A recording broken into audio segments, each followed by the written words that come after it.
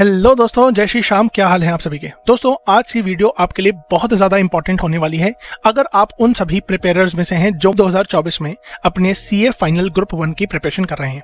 मैं एएफएम के कुछ ऐसे इंपॉर्टेंट चैप्टर्स के उन इंपॉर्टेंट एरियाज के बारे में बात करूंगा जिससे आप मिनिमम 30 से 40 मार्क्स अपने सीए फाइनल एएफएम की पेपर में सिक्योर कर सकते हैं।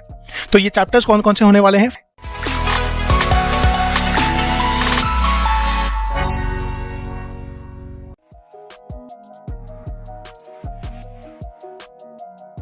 मैंने कहा सर वो सबसे ज्यादा इंपॉर्टेंट चैप्टर है इस पर्टिकुलर सीए फाइनल एएफएम के लिए। सर कौन सा? मैंने कहा ये हम देखने चाह रहे हैं foreign exchange and risk management, जिसको हम शॉर्ट फॉर्म में अक्सर फॉरेक्स के नाम से जानते हैं। ठीक है ना, फॉरेक्स। दोस्तों ये इंपॉर्टेंट इसलिए है क्योंकि पिछले कुछ सालों का जो अगर आप एवरेज लेंगे तो इस चैप्टर का वेटेज ऑन एन एवरेज सबसे ज्यादा निकल कर आया है। That is how much? Nearly 15 to 20 marks. 15 से 20 मार्क्स के बीच में इसका एवरेज टेस्टिंग रहा है पिछले 10 अटेम्प्ट्स का अगर आप एवरेज निकालेंगे तो। और इसलिए ये कैटेगरी ए चैप्टर में भी सबसे टॉप नंबर पे है। और इसलिए हम सबसे पहले इसी के रिवीजन एंड प्रिपरेशन टेक्निक के ऊपर बात करने वाले हैं। सर हम यहां पर ये देखेंगे कि इस चैप्टर में ऐसे कौन कौन से कॉन्सेप्ट्स हैं जिसको आप रिवाइज कर रहे हो, तो रिवाइज करना बहुत इंपॉर्टेंट है। बिना रिवीजन इन टॉपिक्स के किए आप अपने इस चैप्टर का रिवीजन कंप्लीट नहीं मान सकते। और अगर आप प्रिपरेशन फेज में हैं या प्रिपेयर कर रहे हैं तो भी इन टॉपिक्स को अगर आपने छोड़ दिया तो आप बहुत बड़ा रिस्क ले रहे हैं अपने साथ। ठीक है ना। चलिए, हमने कहा सबसे पहले इसके बेसिक्स, जो इसके बेसिक्स हैं, जैसे कि exchange rate quotation. Exchange rate quotation दोस्तों ये इतना ज्यादा इंपॉर्टेंट बेसिक कॉन्सेप्ट है और मुश्किल से आपको इसको रिवाइज करने में लगेंगे 1 से 2 मिनट। ठीक है ना। चलिए, इसके बाद मैंने कहा बिड आस्क। ठीक है ना सर, बिड आस्क रेट क्या होता है, कैसे अप्लाई किया जाता है, और अगर आपने इस पर्टिकुलर कॉन्सेप्ट को छोड़ दिया तो आगे जो भी फॉरेक्स के चैप्टर्स में है वो आप नहीं कर पाएंगे, क्योंकि सीए फाइनल लेवल पर जनरली क्वेश्चंस में बिड आस्क फॉर्मेट में ही एक्सचेंज रेट कोटेशन को दिया जाता है। ठीक है ना। चलिए, इसके बाद मैंने कहा सर बहुत सारे बच्चे जनरली एग्जाम में क्वेश्चंस में फंसते हैं जब percentage appreciation and depreciation on foreign currency का कोई क्वेश्चन आता है, जबकि ये बहुत ज्यादा आसान है। जबकि ये बहुत ही ज्यादा आसान है, तो ये बेसिक कॉन्सेप्ट आपको बिल्कुल से करके जाना है। इसमें कोई भी लापरवाही, कोई भी चूक आपको नहीं रखनी है। ठीक है ना। चलिए सर, लास्ट बेसिक कॉन्सेप्ट है इसका क्रॉस रेट, और इसके ऊपर एक सेट क्वेश्चन आता है आर्बिट्राज का, जिसमें आपको 3 कंट्रीज के एक्सचेंज रेट दिए जाते हैं और बोला जाता है कि कौन सी कंट्री से इन्वेस्टमेंट शुरू करें तो सबसे ज्यादा प्रॉफिटेबल होगा। ठीक है ना। तो आपको 3 रूट्स दिखाने पड़ते हैं और इसको क्रैक डाउन करने का एक छोटा सा टेक्निक भी है, वो ऑलरेडी क्लासेस में कवर्ड है। तो इसके ऊपर ये आर्बिट्राज का क्वेश्चन आपको जरूर से करके जाना है। क्रॉस रेट का क्वेश्चन कौन सा वाला? आर्बिट्राज का क्वेश्चन। ठीक है ना, जो क्रॉस रेट में पूछा जाता है। ठीक है ना। चलिए सर, इसके बाद हम लोग चलते हैं अपने नेक्स्ट लाइन ऑफ कॉन्सेप्ट्स के ऊपर, जिसमें सबसे पहले हम देखेंगे exchange rate determination. Exchange rate determination दोस्तों, इस पूरे कॉन्सेप्ट में अपने पास 2 ही थ्योरीज हैं जो कि बहुत ज्यादा इंपॉर्टेंट हैं, आईआरपीटी और परचेजिंग पावर पैरिटी थ्योरी। आईआरपीटी है इंटरेस्ट रेट पैरिटी थ्योरी और पीपीपीटी है परचेजिंग पावर पैरिटी थ्योरी। दोस्तों इसी से निकलता हुआ एक कॉन्सेप्ट है covered interest arbitrage. Covered interest arbitrage, तो इसका भी क्वेश्चन जरूर से करके जाना है। काफी बार एग्जाम में पूछा जा चुका है और देखा जा चुका है कि बच्चे यहाँ पे अननेसेसरीली कंफ्यूज हो जाते हैं, जबकि ये कॉन्सेप्ट बहुत ही ज्यादा आसान है। इसी के साथ हमारे पास फॉरवर्ड कॉन्ट्रैक्ट के अंदर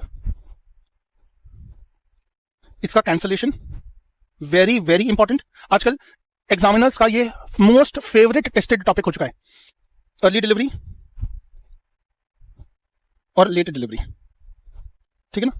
तो ये तीनों ही कॉन्सेप्ट्स आपको करने ही करने हैं, इसमें कोई भी चूक आप नहीं कर सकते। इन कॉन्सेप्ट्स को छोड़ के कैसे भी नहीं जाना है, करके ही जाना है, करके ही जाना है। ठीक है ना। चलिए सर, फाइनली हम आ जाते हैं अपने कुछ लास्ट टॉपिक्स के ऊपर जो आपको फॉरेक्स में बिल्कुल से करने हैं। इसमें हमें बिल्कुल भी कोई लापरवाही बिल्कुल भी बरतनी नहीं है। कौन से हैं वो टॉपिक्स? Types of exposure. ठीक है ना। इसमें आपको ट्रांजैक्शन, ट्रांसलेशन और इकोनॉमिक आता है, तो इसमें आपको इकोनॉमिक एक्सपोजर बिल्कुल से करके जाना है, बिल्कुल भी छोड़ना नहीं है। और इसके ऊपर एक सेट डिफाइंड क्वेश्चन आता है जिसमें प्राइस इलास्टिसिटी ऑफ डिमांड दी होती है, वो क्वेश्चन आपको जरूर जरूर जरूर से करके जाना है। सिर्फ कैलकुलेशन इंटेंसिव टॉपिक है, अगर आपको सिर्फ इकोनॉमिक एक्सपोजर का कॉन्सेप्ट पता है तो आप वो क्वेश्चन कर लीजिए। ठीक है ना। चलिए, इसके बाद हेजिंग पे आ जाते हैं, जो लास्ट टॉपिक है। हेजिंग में आपको मनी मार्केट हेज जरूर से करके जाना है, जिसमें इंपोर्टर और एक्सपोर्टर का ही क्वेश्चन आता है। इंपोर्टर के लिए स्ट्रेटजी इन्वेस्ट बाय बोरो और एक्सपोर्टर के लिए स्ट्रेटजी बोरो सेल इन्वेस्ट। ठीक है ना। ये कुछ क्वेश्चंस करके जाइए, रिपीटेड क्वेश्चन आता है। और इसी के साथ साथ आपसे फ्यूचर्स के लिए भी क्वेश्चन पूछा जाता है। फ्यूचर्स के लिए भी क्वेश्चन पूछा जाता है। ठीक है ना। तो एक ही क्वेश्चन में वो पूछेंगे कि मनी मार्केट हेज ज्यादा बेहतर है या फ्यूचर ज्यादा बेहतर है। ठीक है ना। तो आपको फ्यूचर्स भी करके जाना होगा। लीजिए दोस्तों, इसी के साथ हमने अपनी इंपॉर्टेंट टॉपिक्स की लिस्ट कर ली है कंप्लीट। जो आपको फॉरेक्स में बिल्कुल से करके जाने ही जाने हैं। अगर आप इतना मिनिमम करके जाते हैं तो मैं आपको यकीन दिलाता हूं दोस्तों 15 से 20 मार्क्स में आप 10 to 15 मार्क्स जरूर से स्कोर कर पाएंगे, ठीक है ना। तो this is a very important list for all the important topics in the forex chapter.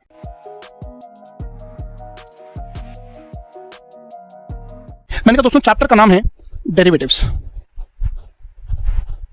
ठीक है ना, डेरिवेटिव्स। दोस्तों ये चैप्टर बहुत आसान है, बट पता नहीं क्यों ये चैप्टर बच्चों को डराता है, बहुत ज्यादा डराता है। इतना डराता है कि रातों में नींद सर बेचैन होने लगती है। मैंने कहा सर ये आसान चैप्टर क्यों है, आप प्लीज हमें बताओ ना। मैंने कहा दोस्तों ये चैप्टर इसलिए बहुत आसान है क्योंकि इसके अलाइड टॉपिक्स, इसके टॉपिक्स आपने ऑलरेडी फॉरेक्स और इंटरेस्ट रेट रिस्क जैसे चैप्टर्स में पढ़ रखे हैं। सर कौन से हैं? मैंने कहा फॉरवर्ड कॉन्ट्रैक्ट याद है? हाँ सर फॉरवर्ड कॉन्ट्रैक्ट याद है, हमने फॉरेक्स में पढ़ा था। अच्छा फ्यूचर्स याद है? मैंने कहा हाँ सर फ्यूचर्स याद है, हमने फॉरेक्स में भी पढ़ा था और इंटरेस्ट रेट रिस्क में भी पढ़ा था। अच्छा ऑप्शंस याद है क्या? मैंने कहा हाँ सर ऑप्शंस भी याद है और हमें याद आ गया कि सर हमने फॉरेक्स में भी पढ़ा था और इंटरेस्ट रेट रिस्क में भी पढ़ा था। क्योंकि इसकी प्रैक्टिस करने के ऑप्शंस इतने सारे हैं इसलिए ये चैप्टर आसान बन जाता है, ठीक है ना। चलिए तो मैंने कहा सर इसका एवरेज टेस्टिंग पिछले कई सारे अटेम्प्ट्स का अगर आप एवरेज निकालें तो यहां पर 10 से 12 मार्क्स का होता है, 10 से 12 मार्क्स का ये पूछा जाता है और ये कैटेगरी ए लिस्ट में थर्ड चैप्टर पे आता है, ठीक है ना। चलिए आइए मैंने सर इसमें हमें सबसे पहले क्या समझना है। मैंने सर आपको यहां पर बेसिक्स समझने बहुत जरूरी है कि आखिर डेरिवेटिव इंस्ट्रूमेंट्स क्या होते हैं।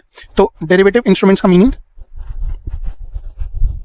ठीक है ना, क्योंकि हमें इसका एक स्ट्रक्चर तैयार होता है माइंड में कि आखिरकार हमें इसको समझना कैसे है। सर इसी के साथ साथ हमें यह समझना है कि ये डेरिवेटिव कॉन्ट्रैक्ट्स होते हैं, इसके अंदर पार्टीज टू द कॉन्ट्रैक्ट कौन कौन होती हैं, पार्टीज टू द कॉन्ट्रैक्ट कौन कौन होती हैं और इनकी ऑब्लिगेशंस और राइट्स क्या क्या होते हैं, ठीक है ना। चलिए इसके बाद मैंने कहा कि सर हमारे पास टाइप्स ऑफ कॉन्ट्रैक्ट्स क्या क्या होते हैं, ये सारी बातें बहुत जनरल हैं, बेसिक्स के अंदर हमें सिर्फ इतनी सी बातें समझनी बहुत जरूरी है। इसके बाद हमारे पास टॉपिक आता है फॉरवर्ड कॉन्ट्रैक्ट का।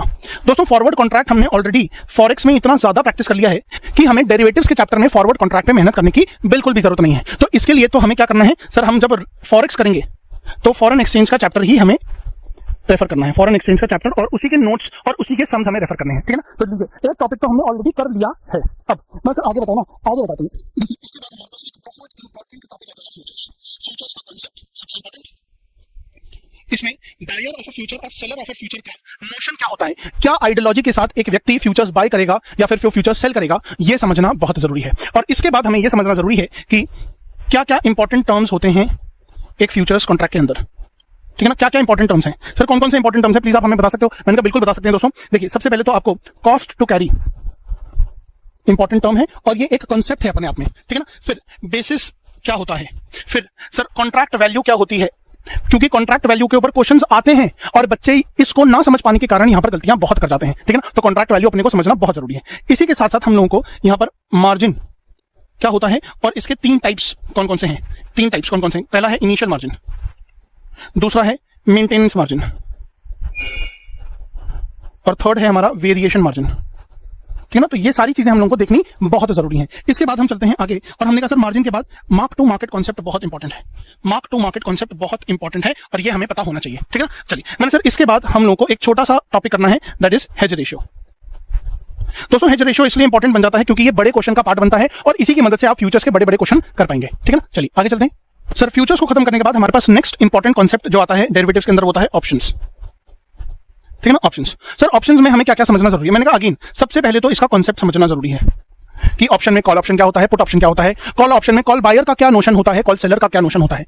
कॉल बायर को कब पैसा मिलेगा, पे ऑफ मिलेगा, रिसीव करेगा और कब कॉल सेलर पैसा रिसीव करेगा। Similarly put buyer put seller का क्या नोशन होता है और कब पे ऑफ मिलेगा पुट बायर को और पुट सेलर को। ये सारी बातें समझनी यहां पर बहुत जरूरी है, तभी आप आगे इसके आगे बढ़ पाएंगे। फिर उसके बाद हम लोगों ने समझा कि सर हमें ऑप्शन को कब एक्सरसाइज करना चाहिए, एक्सरसाइजिंग ऑफ द ऑप्शंस, ठीक है ना। तो जब इन द मनी होगा ऑप्शन तभी हम एक ऑप्शन को एक्सरसाइज कर पाएंगे, ठीक है ना। तो यहां पर टेक्निकल टर्म्स के ऊपर भी हमें फोकस देना है। इसके बाद हम लोगों को यह देखना है कि सर पे ऑफ डायग्राम कैसे बनाया जाता है, तो पे ऑफ सिनेरियोस हम लोगों को समझना होगा क्योंकि क्वेश्चन में कभी कभी पे ऑफ का ग्राफ बनाने को बोल दिया जाता है, ठीक है ना। चलिए इसके बाद यहां पर हमें देखना है ऑप्शन की वैल्यूएशन कैसे होती है, ऑप्शन की वैल्यूएशन कैसे होती है। इसके अंदर हम लोगों को बाइनोमियल मॉडल, ठीक है ना, और ब्लैक स्कोल्स मॉडल ये तो जरूर से करके जाने हैं और ये हेवीली टेस्टेड एरिया है ऑप्शंस के अंदर, ठीक है ना। तो मैंने कहा सर ये तो बिल्कुल भी छोड़ के आप जा ही नहीं सकते, binomial model and Black Scholes model, ठीक है ना। चलिए इसके बाद मैंने सर इसके बाद हमारे पास है strategies of options, strategies of options जो आपको करके ही जानी है, करके ही जानी है। इसमें straddle, strangle, strip, strap, butterfly, ये सारे तरीके की स्ट्रैटेजीज हैं और इसके ऊपर क्वेश्चंस भी डायरेक्ट पूछा जाता है, स्टैंड अलोन क्वेश्चन भी बन सकता है, ठीक है ना। तो ये स्ट्रैटेजीज भी आपको जरूर से करके जानी ही जानी है, ठीक है ना। चलिए तो यहाँ पर दोस्तों हमारा ऑप्शंस का भी जो इंपॉर्टेंट एरिया है वो खत्म हो चुका है। इसके बाद हम लोगों के पास सिर्फ और सिर्फ एक टॉपिक बचता है, दैट इज स्वैप। दोस्तों स्वैप की प्रैक्टिस भी हम लोगों ने ऑलरेडी काफी हद तक कर रखी है इंटरेस्ट रेट रिस्क में, ठीक है ना। तो वहां पर आप जाकर इसको रेफर कर सकते हैं। तो मैं यहां पे फिर से लिख देता हूं रेफर इंटरेस्ट रेट रिस्क, ठीक है ना, चैप्टर। तो वहां पर हमने ऑलरेडी देखा हुआ है कि कैसे हम स्वैप कंस्ट्रक्ट करते हैं और कैसे हम लोग benefit to the parties calculate करते हैं, ठीक है ना। चलिए, तो इसी के साथ हमारा ये जो options, futures, swaps, forward contract और बेसिक के जो इंपॉर्टेंट बातें हैं, ये जो हमें नहीं भूलनी है वो हमने डिस्कस कर ली है, ठीक है ना। तो ये डेरिवेटिव्स के अंदर लिस्ट ऑफ इंपॉर्टेंट टॉपिक्स हमने बना ली है। आप फटाफट से इन बातों को अपने पास लिख लीजिए।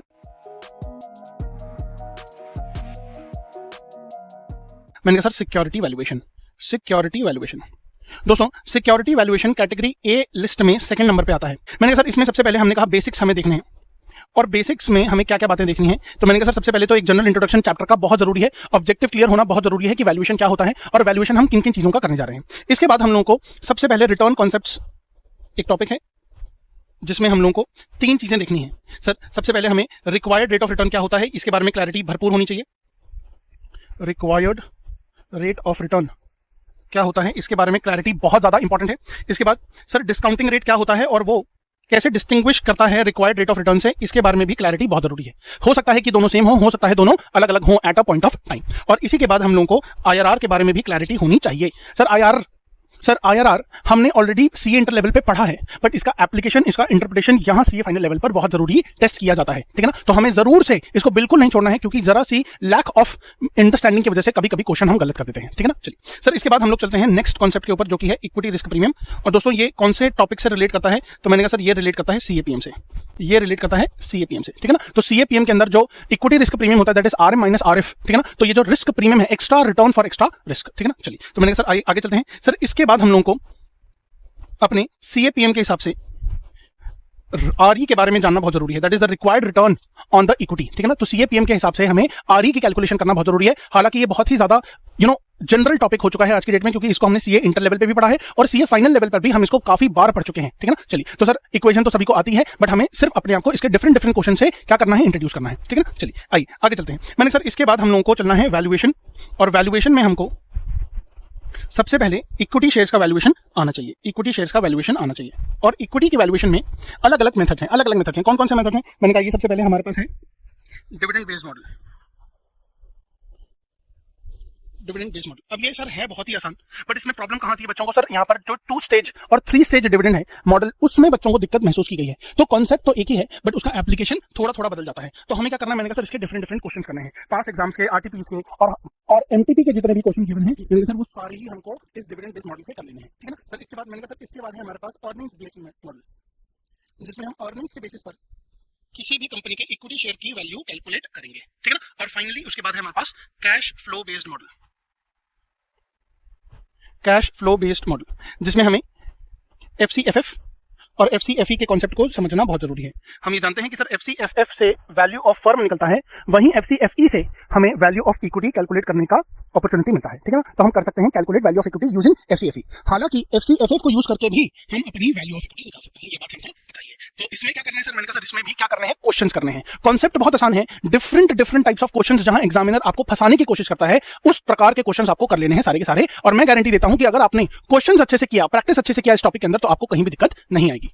इक्विटी की वैल्यूएशन के बाद अब हमारी बारी है कि सर हम देखें कि प्रेफरेंस की वैल्यूएशन कैसे होगी, प्रेफरेंस शेयर्स की। अब ये बहुत ही छोटा टॉपिक है, hardly it will take half an hour कि आप प्रेफरेंस शेयर्स के वैल्यूएशन का कॉन्सेप्ट समझ लें और उससे रिलेटेड क्वेश्चंस कर लें, ठीक है ना। क्योंकि सर कभी भी प्रेफरेंस शेयर्स का स्टैंड अलोन क्वेश्चन आना बहुत मुश्किल है, हमेशा ये जब भी आएगा तो एक ग्रुप क्वेश्चन का पार्ट बनकर ही आएगा, ठीक है ना। इसमें रिडीमेबल और इरिडीमेबल प्रेफरेंस शेयर्स के बारे में बात की जा चुकी है और इनके फॉर्मूलाज भी बहुत ज्यादा आसान है। चलिए अब हम आते हैं सर जो कि काफी इंपॉर्टेंट है और बड़ा सेक्शन है, दैट इज बॉन्ड वैल्यूएशन या फिर डिबेंचर्स का वैल्यूएशन,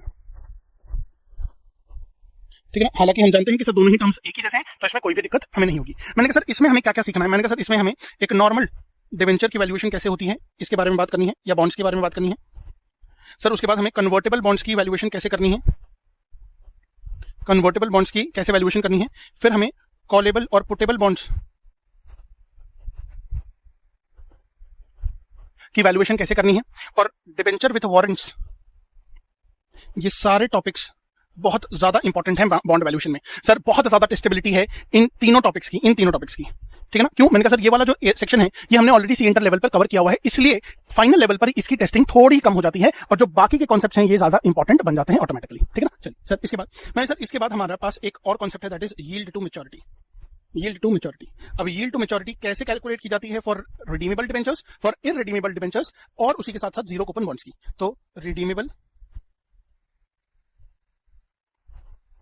बॉन्ड्स या डिबेंचर्स या फिर इररिडीमेबल बॉन्ड्स और डिबेंचर्स और उसी के साथ साथ जीरो कूपन बॉन्ड्स की यील्ड टू मैच्योरिटी कैसे कैलकुलेट करनी है, ये इंपॉर्टेंट है, मैं लिख रहा हूं, स्पेसिफिकली लिख रहा हूं, ठीक है ना, इंपॉर्टेंट है। और सर आप जब इस कॉन्सेप्ट को पढ़ेंगे या रिवाइज करेंगे आपको समझ में आएगा कि इसमें मैक्सिमम 1 घंटा देने की जरूरत है, उससे ज्यादा नहीं देने की जरूरत है। क्योंकि again sir as per the format अगर आप बात को समझने की कोशिश करेंगे तो ये भी क्वेश्चन अगर बनेगा तो ये किसी बड़े क्वेश्चन का एक हिस्सा बनेगा। और यहां पर फॉर्मूले के अंदर क्या क्या वैल्यूज कहां कहां पुट की जाती हैं, सिर्फ इस बात का ध्यान रखना है, क्योंकि एग्जामिनर आपको कोशिश करेगा कंफ्यूज करने की बाय गिविंग सम सिनोनिमस या सिमिलर काइंड ऑफ इंफॉर्मेशन, ठीक है ना। तो इन बातों का ध्यान रखना है और इसका सोल्यूशन क्या है, प्रैक्टिस, ठीक है ना। चलिए तो मैंने कहा सर आप कहना चाहते हो कि इस चैप्टर के अंदर अगर हम अच्छे से प्रैक्टिस करें तो हमें कोई दिक्कत नहीं है। मैंने कहा हाँ जी दोस्तों आपने मेरी बात समझ ली है कि इस चैप्टर के अंदर सिर्फ और सिर्फ क्या जरूरी है, प्रैक्टिस करना, ठीक है ना। आइए सर इसके बाद हमारे पास एक और टॉपिक आ जाता है ड्यूरेशन ऑफ बॉन्ड्स, ठीक है ना। और इसी से एक अलाइड टॉपिक है मॉडिफाइड ड्यूरेशन। और ये टॉपिक ज्यादा इंपॉर्टेंट है क्योंकि इसके स्टैंड अलोन क्वेश्चंस और उसका इंटरप्रिटेशन या फिर एनालिसिस का क्वेश्चन स्टैंड अलोन आ चुका है, ठीक है ना। चलिए तो मैंने कहा सर इसका कॉन्सेप्ट समझना है और इसकी भरपूर प्रैक्टिस कर लेनी है, ठीक है ना। चलिए इसके बाद हमने बात करी एक और कॉन्सेप्ट की जो कि है convexity of bond. Again an important topic, ठीक है ना। तो मैंने जो थोड़ा लाइन से हटके स्टैंड अलोन क्वेश्चंस आने की प्रोबेबिलिटी रखते हैं उन टॉपिक्स को अलग से आपको बता दिया है और एक यही टॉपिक वो है जो अलग से फिर से पूछा जा सकता है, ठीक है ना। चलिए इसके आगे चलते हैं। मैंने कहा सर इसके बाद एक और टॉपिक है that is immunization of bond, ठीक है ना। और ये टॉपिक अगेन फिर से इंपॉर्टेंट है जिसमें हमें स्टैंड अलोन क्वेश्चंस आने की उम्मीद है। लास्टली हमारे पास एक लास्ट टॉपिक है सिक्योरिटी वैल्यूएशन में बॉन्ड्स के अंदर, दैट इज बॉन्ड रिफंड।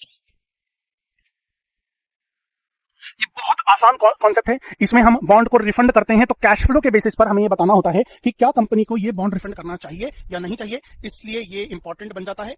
क्यों सर, आप तो कह रहे हो सर ये आसान टॉपिक है। मैंने कहा सर आसान टॉपिक को एग्जामिनर मुश्किल बना देता है और इस मुश्किल को आसान करने के लिए हमें क्या करना है, प्रैक्टिस करनी है, ठीक है ना। चलिए तो दोस्तों ये सभी टॉपिक्स हमको जरूर से करके जाने हैं जब हम रिवाइज करेंगे अपना सिक्योरिटी वैल्यूएशन चैप्टर, ठीक है ना। चलिए